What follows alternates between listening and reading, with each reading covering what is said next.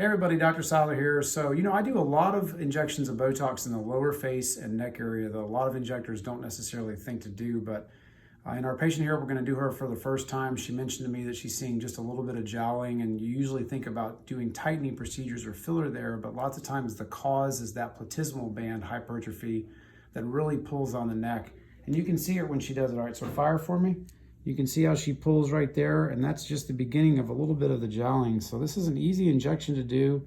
You just pinch that little band, and you do a stick of 2.5 to 3 units about every inch. That's how you kind of measure out how much you have to do. All right, relax for me, and then do it one more time. And you can see she fires this one just a little bit.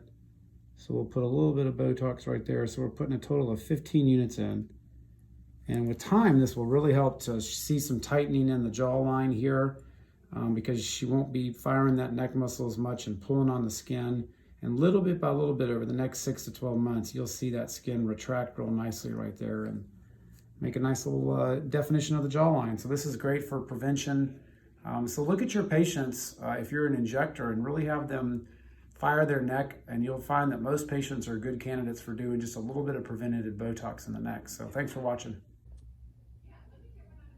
Hey, so now we're going to do the second little round of the lower face injections. We just did her neck, which you'll see in a previous video. So now we're going to do what's called her DAO. A lot of people will see just the beginning of gels right here and just kind of a turn down of the corner of the mouth. And generally as injectors, we always think about only just putting filler there or doing something to tighten. But 9 out of 10 patients, it's actually a muscle pulling down issue. And if you can release that muscle just a little bit, it really makes a big difference. You can see this is a really simple injection. All right, so do that again for me. You can see how she kind of frowns that little part. All right, relax. And all you do is you stay real lateral on your shot so that you don't hit the mentalis or the DAI muscle right there. You want to just hit the DAO, and that's what pulls down on the corner of the mouth. And you do kind of a deep injection right there, and that's all you have to do. And you always want to tell patients that it does take a couple of rounds for them to see this, so tell them not to judge it after the first round. And again, you're not putting much Botox in. You're only putting 2 to 5 units per side. Start really lateral with your injections so that you don't get anywhere near the chin area.